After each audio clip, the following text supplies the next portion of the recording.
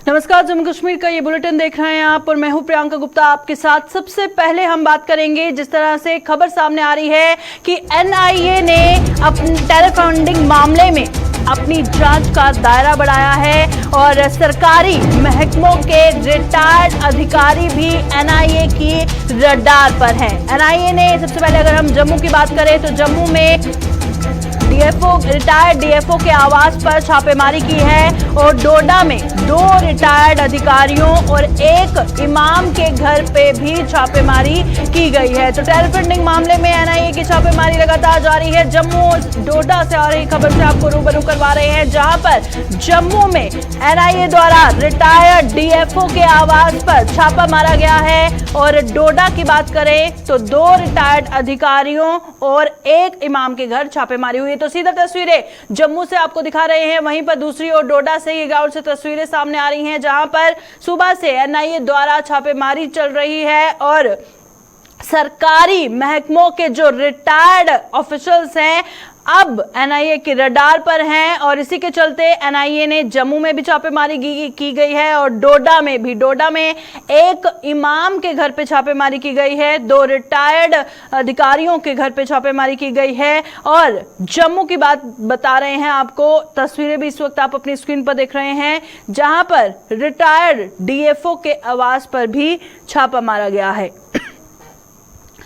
सरकारी महकमों के जो रिटायर्ड अधिकारी हैं एनआईए की रडार पर नजर आ रहे हैं और टेरर फंडिंग मामले में एनआईए ने अपनी जांच का दायरा बढ़ाया है। ताज़ा तफसीलात लेंगे, फिलहाल क्या कुछ निकल के सामने आया है जम्मू और डोडा से। सबसे पहले रुक करेंगे जम्मू का। हमारी संवाददाता रितिका राजपूत हमारे साथ ज्वाइन कर चुकी हैं। रितिका, हमारे दर्शकों को जानकारी दीजिएगा, टेरर फंडिंग मामले में एनआईए द्वारा जो छापेमारी की गई है इसे लेकर अभी तक क्या कुछ जानकारी निकल के सामने आई है? आपको बता देना चाहते हैं कि जम्मू के भटिंडी क्षेत्र में एनआईए के द्वारा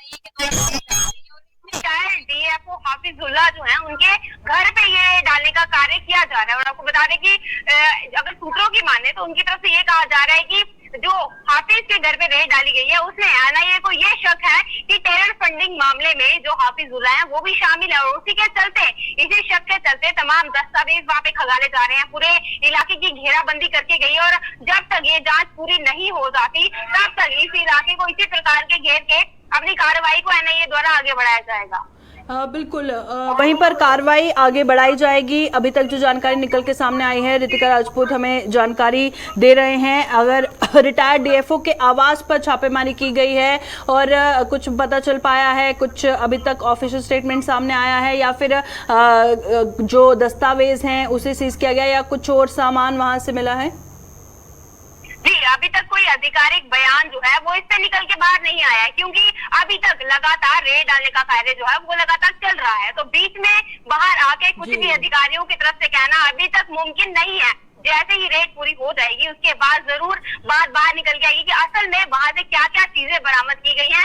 अभी तक दस्तावेज जो है वो हिरासत में जो लेने का कार्य है वो किया गया और उसके अलावा पूरे इलाके को पूरा कवर करके रखा गया है ताकि आवाजाही जो है वो ना हो, जिसमें जम्मू कश्मीर पुलिस और सीआरपीएफ का सहयोग जो है पूर्ण सहयोग के साथ उस इलाके की घेराबंदी करके रखी गई है। जी, बहुत बहुत शुक्रिया रितिका ज्वाइन करने के लिए। जम्मू से रितिका राजपूत हमें जानकारी दे रही थी और अभी भी एनआईए की छापेमारी चल रही है और इस बीच अभी तक हालांकि कुछ ऑफिशियल बयान सामने नहीं आया है क्योंकि अभी भी लगातार छापेमारी जारी है। और वहीं पर जहां जम्मू से जानकारी आप तक पहुंचा रहे थे, ताज़ा तफसीलात आप तक पहुंचा रहे थे, अब हम बात करेंगे डोडा की, क्योंकि डोडा में भी एनआईए ने अपनी जांच का दायरा बढ़ाया है टेरर फंडिंग मामले को लेकर। और डोडा में जिस तरह से तस्वीरें भी आपको लगातार स्क्रीन पर दिखा रहे हैं और 2 रिटायर्ड अधिकारियों के घर पर डोडा में छापेमारी की गई है एनआईए द्वारा, वहीं 1 इमाम के घर पे भी टेरर फंडिंग मामले में छापेमारी लगातार जारी है। हालांकि अभी तक जिस तरह से छापेमारी की जा रही है तो अभी तक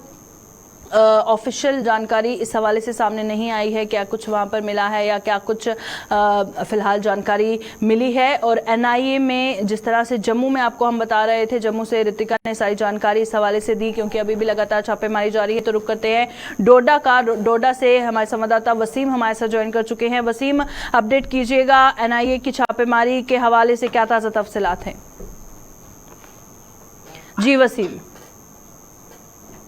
जी बिल्कुल, अगर आप डोडा की बात करें तो डोडा के अंदर लगभग 6 पता रास्ते नेशनल इन्वेस्टिगेशन एजेंसी ने अपना काम जो है स्टार्ट कर दिया गया था। आपको बताना चाहेंगे जिस तरह से जमात इस्लामी को लगभग कुछ सालों पहले जो है बैन कर दिया गया था, उसके बाद ही जो है इस तरह की हालात, इस तरह की तस्वीरें देखने को मिलती हैं। और लगभग 1 साल पहले आपने देखा होगा कि डोडा से हमने ग्राउंड जीरो से अलग अलग लोकेशन से आपको दिखाया था किस तरह से जो है जमात इस्लामी के साथ जो लोग जुड़े थे उनके ऊपर कार्रवाई देखने को मिली थी। कुछ लोगों से डॉक्यूमेंट्स भी लिए थे। अगर आज की तरह बात करें तो आज के लगभग 6 लोकेशन पे, अलग अलग लोकेशन पे रेड मारी गई नेशनल इन्वेस्टिगेशन एजेंसी की तरफ से, जिसमें सीआरपीएफ मौजूद थी, पुलिस मौजूद थी, ताकि वहाँ पे कोई लाइन ऑर्डर की सिचुएशन खराब ना हो। और लगभग 6 लोकेशन, जो 3 नाम हमारे पास आए, सईद महबूब शाह जो खलीला के रहने वाले हैं, इनके ऊपर भी नेशनल इन्वेस्टिगेशन एजेंसी ने जो है शिकंजा कस लिया है।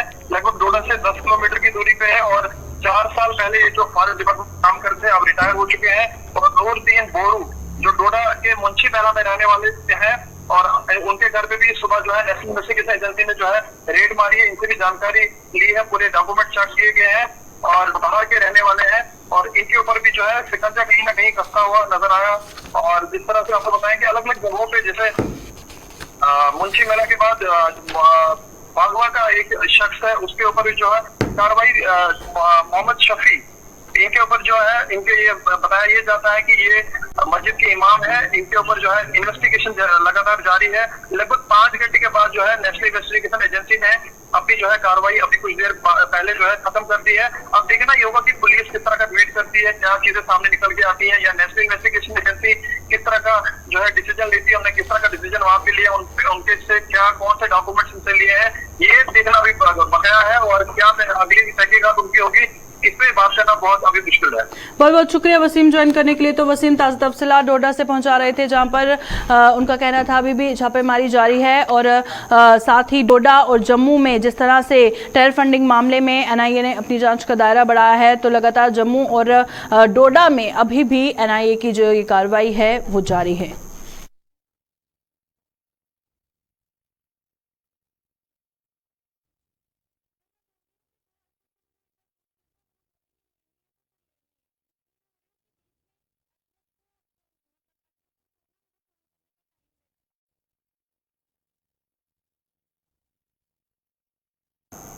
तो चलिए अब रुक करते हैं हम बडगाम का, और बडगाम में हम बात करेंगे मुहर्रम प्रोसेशंस को लेकर, क्योंकि जिस तरह से कल अशूरा है उसको लेकर ट्रैफिक एडवाइजरी जो जारी की गई है, अब जो अदादार हैं उनको भी किसी तरह की मुश्किलात ना आए और जो आवाम है उनको भी किसी तरह की मुश्किलात ना आए, जिसके चलते सिस्टमेटिक तरीके से हर चीज़ की जानकारी दी गई है। और बडगाम में अशूरा के जुलूस को लेकर तैयारियां मुकम्मल कर ली गई हैं। शिया समुदाय द्वारा कल अशूरा का जुलूस निकाला जाएगा और पुलिस प्रशासन ने सुरक्षा के भी कड़े बंदोबस्त किए हैं और साथ ही साथ जो ट्रैफिक एडवाइजरी है उसे भी जारी किया गया है। अब आपको बता देते हैं, क्योंकि जो ट्रैफिक एडवाइजरी जारी की गई है, जनरल पब्लिक जो है, आम आवाम को कहा गया है कि वो एडवाइजरी के अकॉर्डिंगली ही चलें, क्योंकि बडगाम में जिस तरह से जो अशूरा प्रोसेशंस को लेकर ट्रैफिक एडवाइजरी जारी की गई है, उसे लेकर जो इमाम बरगाह मीरगुंड से इमाम बरगाह बडगाम है उसका डाइवर्जन बताया जा रहा है नसरुल्लापुरा दफपुरा वारपुरा के तरफ से है, और डाइवर्जन जो सिबदन फ्लाईओवर है उसका रेलवे स्टेशन ओमपुरा से उसका डाइवर्जन किया गया है। और जब प्रोसेशन मीरगुंड चौक को क्रॉस करेगा तो उसे बताया जा रहा है कि सेम होगा करीपुरा क्रॉसिंग से लेकर करीपुरा रेलवे रोड तक। तो कुछ जानकारी है पूरी इस हवाले से जानकारी आप तक हम पहुंचाएंगे। नंबर्स भी जारी किए गए हैं अगर किसी को कोई क्वेरी है। तो चलिए रुक करते हैं बडगाम का। हमारे साथ हमारे संवाददाता मोहम्मद अशरफ डार ज्वाइन कर चुके हैं। अशरफ, बताइएगा, मुहर्रम प्रोसेशंस को लेकर हम बात कर रहे हैं, जिसे लेकर जो अदादार हैं उनको भी किसी तरह की मुश्किलात ना आए, आवाम को मुश्किलात ना आए। कल अशूरा को लेकर क्या कुछ तैयारियां की गई हैं, ट्रैफिक एडवाइजरी उसके लिए जारी की गई है, तो हमारे दर्शकों तक पहुंचाइएगा।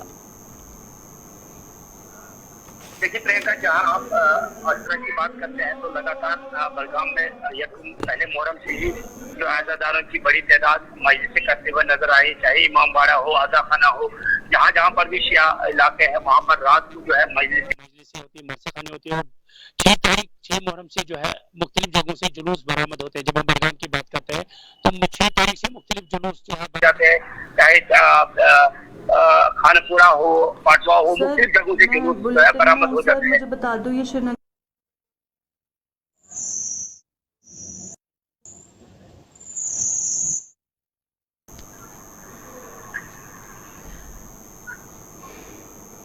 तो अशरफ हमारे साथ लगातार ज्वाइन किए हुए हैं ट्रैफिक एडवाइजरी के हवाले से। ट्रैफिक डाइवर्जेंस भी बताइएगा, क्योंकि जिसको नहीं भी पता है उनको पता चले कि कहाँ से किस टाइमिंग पे क्रॉस करना है। टाइमिंग्स के हवाले से बात करें या डाइवर्जेंस को लेकर बात करें, अशरफ बताइएगा हमारे व्यूअर्स को। देखिए, जहाँ हम कल की बात करते हैं, आशुरा की बात करते हैं, तो अगर हम बडगाम की बात करेंगे तो सबसे बड़ा जो जुलूस कल बडगाम को मिरगुंड बडगाम से शुरू होते हुए DC office, SP office road से गुजरते हुए जो है बडगाम मेन चौक तक पहुंचेगा, जिसमें लाखों की तादाद में लोग अजादारी के लिए आ जाते हैं, मुख्तलिफ इलाकों से अजादारी के लिए आ जाते हैं और इस जुलूस में लाखों की तादाद में जो है लोग आ जाते हैं। और अगर हम पुलिस की बात करें, एडवाइजरी की बात करें, तो पुलिस ने पहले ही खातिर का इंतजाम किए हुए, किस तरह वो ट्रैफिक को डाइवर्ट करेंगे, किस तरह वो जो कि कल दूसरा ये कि एक तो छुट्टी होती है, दूसरा ये कि अगर कोई किसी को इमरजेंसी हो वो वही घर से बाहर आता है, तो उसके लिए पहले ही पुलिस ने एडवाइजरी जारी की है कि किस रूट, कौन सा रूट बंद रहेगा और किस रूट से जो अगर किसी को इमरजेंसी हो फिर वो किस रूट से जाएगा। अगर हम बडगाम की बात करें तो ओमपुरा से उन्होंने रोड को डाइवर्ट किया है, जो कि रेलवे क्रॉसिंग से होते हुए शब्दनी रास्ते से गुप्त तक जाएगा। वही जब हम खान साहब इलाके की बात करें तो इन्होंने वड़ीपुरा से जो है क्रॉसिंग की है, जो कि जूरीगुंड से होते हुए छू इलाके से होते हुए फिर वो अपने इलाकों में ट्रैफिक जा सकता है। जो पुलिस ने पहले ही इस तरह की जो है एडवाइजरी जारी की है कि किस तरह वो ट्रैफिक को डाइवर्ट करे और आजादारों को कोई मुश्किलात ना हो आजादारी में। मैं इस वक्त जहाँ खड़ा हूँ ये दायरा पार्क है, यहाँ कल दोपहर को नमाज भी होगी और यहाँ पर रोजाना बुलाया जाएगा। इसको इस वक्त जो है एडमिनिस्ट्रेशन हो या औकाफ की तरफ से इस पार्क को सजा दिया गया है ताकि आजादारों को किसी तरह की कोई प्रॉब्लम न हो। और ये कि ये जो जुलूस है ये मिरगुंड से होते हुए बडगाम तक जाएगा। करीबन रात को ये 10-12 बजे तक जो है जुलूस में आजादारों की तादाद जो है सीना को भी करते हुए नजर आ रही है। वही हम जब हम श्रीनगर की बड़े जुलूस की बात करें, जो कि कल 10वें मुहर्रम का जो जुलूस निकलने वाला था, जैसे हमने देखा 8 तारीख को पहले ही जो गवर्नर इंतजामिया ने उस पर पाबंदी आयद की थी, तो जाहिर सी बात है जब कल का जुलूस है तो उस पर भी पाबंदी होगी। तो वहाँ हमने देखा किस तरह कल फिर भी आज़ादार निकले और आज़ादारी करते हुए नजर आए। वही हम बाकी जब एरियाओं की बात करें, कल हर एक जगह से जो जुलूस बरामद हो जाते हैं, छोटे मोटे गाँव हो या बड़े गाँव हो, वहाँ पर भी जुलूस निकलेंगे। जैसे वो जुलूस इख्तिताम पसीर होते हैं उसके बाद वो बडगाम का रुख करते हो और बड़े जुलूस में जो है शिरकत करते हैं। जी प्रियंका। करने के लिए तो मोहम्मद अशरफ डार जानकारी दे रहे थे, अदादारों को किसी तरह की मुश्किलात ना आए, आवाम को मुश्किलात ना आए। किस तरह से ट्रैफिक एडवाइजरी भी जारी की गई है, ट्रैफिक डाइवर्जेंस के बारे में जानकारी दे रहे थे और जिस तरह से अशूरा के हवाले से जो जुलूस निकलने हैं उसको लेकर भी तैयारियों को मुकम्मल कर लिया गया। देश भर में आज़ादी के अमृत महोत्सव पर हर घर तिरंगा अभियान ने जोर पकड़ लिया है। हर घर तिरंगा अभियान को सफल बनाने के लिए भारतीय जनता पार्टी की जी जान से जुटी हुई है और इसी कड़ी में भाजपा के वरिष्ठ नेता व पूर्व एमएलसी सुरेंद्र चौधरी की अगुवाई में नौशहरा में एक भव्य तिरंगा रैली निकाली गई। सुरेंद्र चौधरी और उनके साथियों ने इस रैली के माध्यम से लोगों को अमन का पैगाम दिया और साथ ही साथ उनके स्वतंत्रता दिवस पर घरों में तिरंगा फहराकर इससे सम्मान देने का आह्वान किया।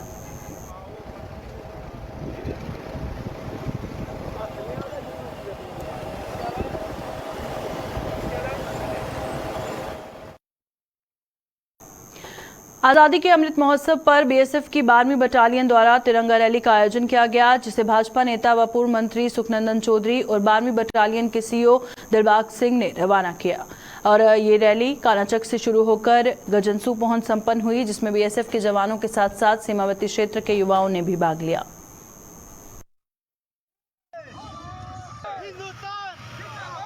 आज हमने आज़ादी का महाउत्सव जो पूरे हिंदुस्तान में मनाया जा रहा है और हमारी स्टेट में खासकर मढ़ में बीएसएफ वाला हमारा लेट था, प्रोग्राम 2 दिन के बाद था, लेकिन बीएसएफ वालों ने हमसे अपील की क्योंकि वो ज्वाइंट हमारे साथ कोई भी फंक्शन हो, आज़ादी का हो, 15 अगस्त का हो, 26 जनवरी का हो, हमारे साथ बीएसएफ के जवान जो कि हमारी रखवाली करते हैं हमारे हिंदुस्तान की, खासकर हमारे मढ़ बॉर्डर की, तो हमारे साथ मिलके हमने एक जॉइंट तिरंगा रैली निकाली और जो गाइंसू से स्टार्ट करके मढ़ यहाँ पे सेंटर पे आके यहाँ पे खत्म। पहली बार बीएसएफ ने रैली की है, कितनी खुशी आप लोगों को? नहीं, खुशी तो हम पहले हम आज जिंदा है, आज अगर हम ये महोत्सव वगैरह जो आज़ादी का महोत्सव जो मना रहे हैं ये बीएसएफ की देन है, जो बॉर्डर पे बैठ के दिन रात हमारे लिए हमारी रखवाली करते हैं, ये सब उन्हीं की देन है और हम उनका भी धन्यवाद करते हैं। और खासकर जो हमारी सेंट्रल गवर्नमेंट जिन्होंने उत्साह पैदा किया लोगों के अंदर, पूरे हिंदुस्तान के अंदर, कि जब 75वां महापर्व मनाओ। और मोदी जी का भी धन्यवाद करते हैं। भारत के 75वें स्वतंत्रता दिवस के ऊपर हर घर तिरंगा अभियान के तहत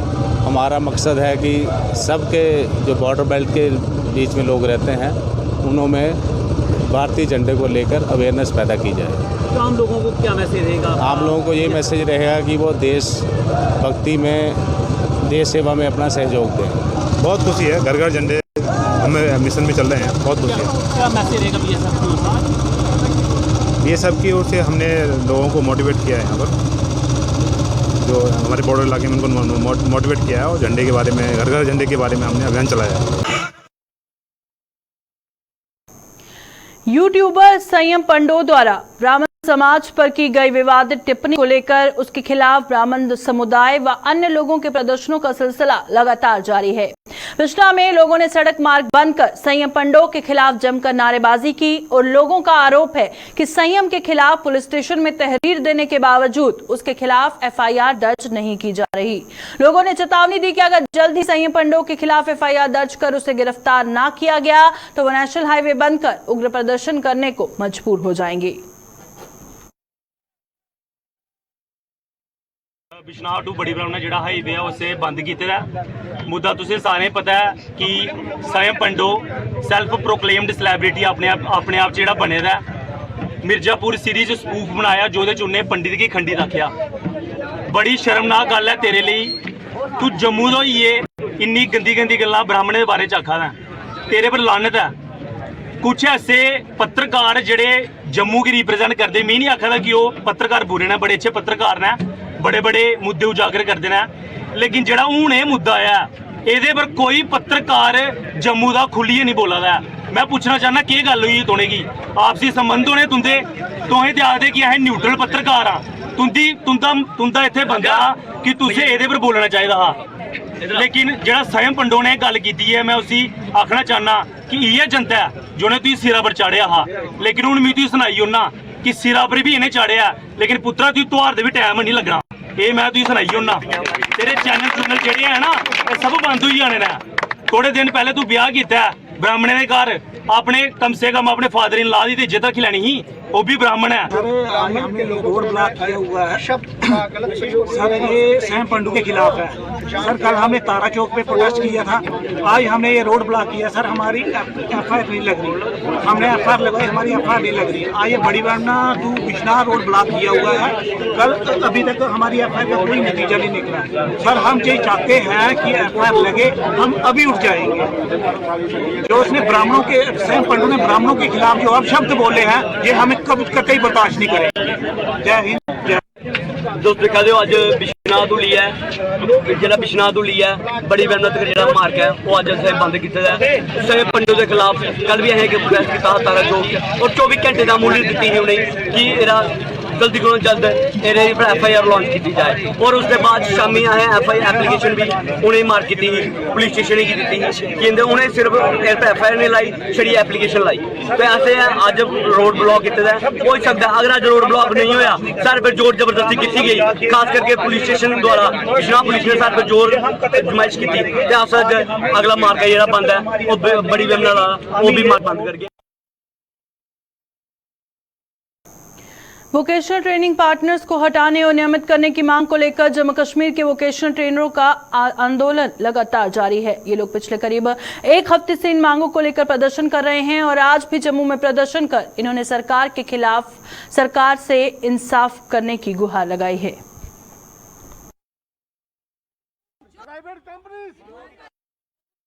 8 दिन से प्रोटेस्ट पे बैठे हैं। डिमांड्स हमारी यही है कि वोकेशनल एजुकेशन में जो ठेकेदारी चल रही है प्राइवेट कंपनीज़ की, उनको जल्द से जल्द ऑन प्रायोरिटी रिमूव किया जाए। बेसिकली क्या है, हमने अभी तक पिछले हम 2016 में रिक्रूट हुए थे और तब से लेके आज तक हम हर एक ब्यूरोक्रेट्स के, हर एक लीडर के दरवाजे जो है वो खटखटा रहे हैं। वहाँ से हमें सिर्फ एश्योरेंस पे एश्योरेंस मिलता है। लास्ट मंथ 1 जुलाई को हमारा एक डेलीगेशन कश्मीर में LG सर से मिला। उन्होंने हमारे सामने, हमारे प्रिंसिपल सेक्रेटरी जो श्री बीके सिंह सर हैं, उनको कॉल भी किया कि मतलब इनके लिए कुछ ना कुछ सोचा जाए, मतलब बच्चे हमारे उनके पास गए हैं, बट अभी तक उसके बाद हम बीके सिंह सर से भी मिले, बट उन्होंने भी हमें बिना सिवाय एश्योरेंस के कुछ नहीं दिया। ब्लैक एंड वाइट में ऑन रिकॉर्ड कुछ भी हमारे पास नहीं आया।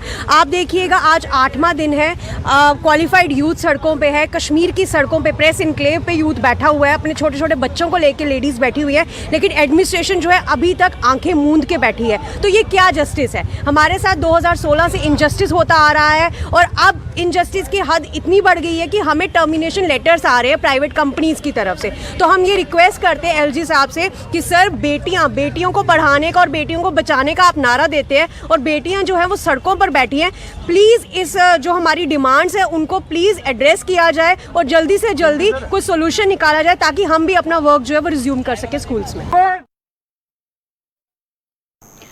सावन महीने के चौथे व अंतिम सोमवार को आज शिव मंदिरों में आस्था का सैलाब उमड़ा हुआ दिखा और लोग भगवान शिव की आराधना कर धर्म के प्रति अपनी आस्था निभाते नजर आए।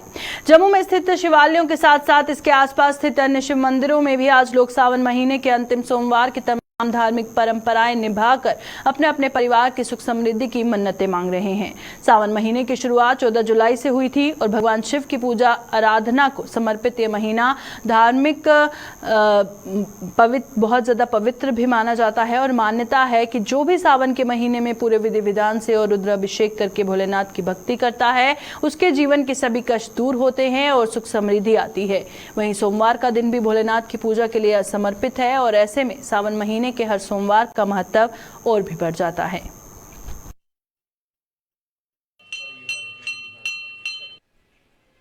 बस इसमें यही है, कहता हूँ कि भोले बाबा सब पर कृपा बनाए रखें और सभी भोले बाबा के भक्त हैं और भगवान कर हम कहते हैं कि सभी ठीक ठाक रहे। रश तो काफ़ी था पहले, अभी रश थोड़ा सा कम हुआ है, तो सभी ने पूजा की है यहाँ पर।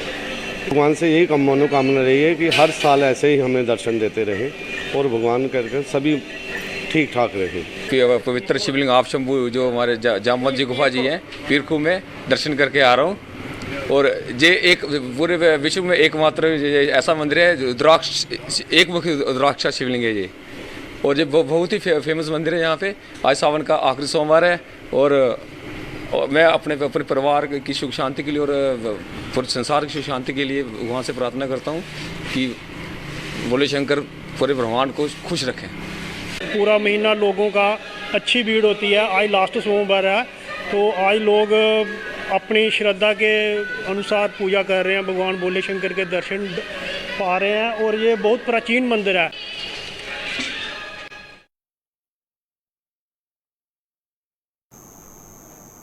रक्षाबंधन का पर्व करीब आते ही पतंगबाजी का शौक रखने वाले लोगों ने भी तैयारियां शुरू कर ली हैं। इस कारोबार से जुड़े बाहरी राज्यों के लोग भी जम्मू पहुंचना शुरू हो गए हैं और पतंगों की डोर लगाने का काम कर रहे हैं। हालांकि डोर लगाने वाले इन कारीगरों में भी चाइनीज डोर यानी कि गट्टू की दहशत बराबर बनी है।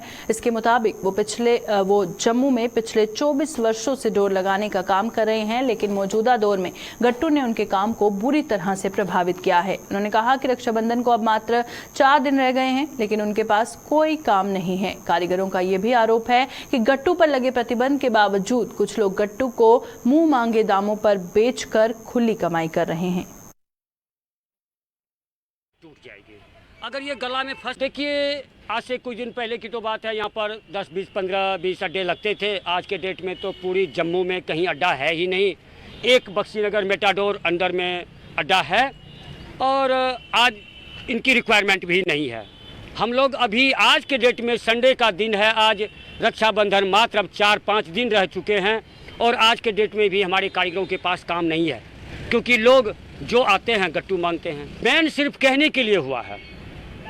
जो आइटम गवर्नमेंट बैन करती है ये बिजनेसमैन उनको छुपा रुस्तम में डबल रेट में बाहर बेच देती है, क्योंकि भाई बैन हो गया, जो पैसा मांगेगा अगला देगा और 200 की चीज़ आज 500, 1000 में बिक रहा है।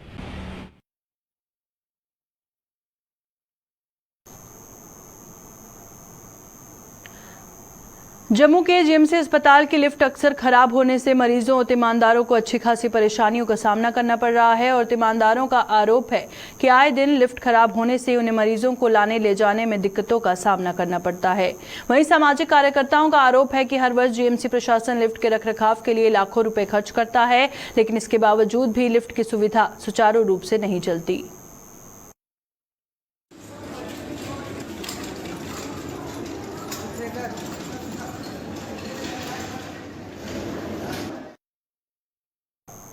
अभी के बुलेटिन में फिलहाल इतना ही। दीजिए इजाजत। नमस्कार।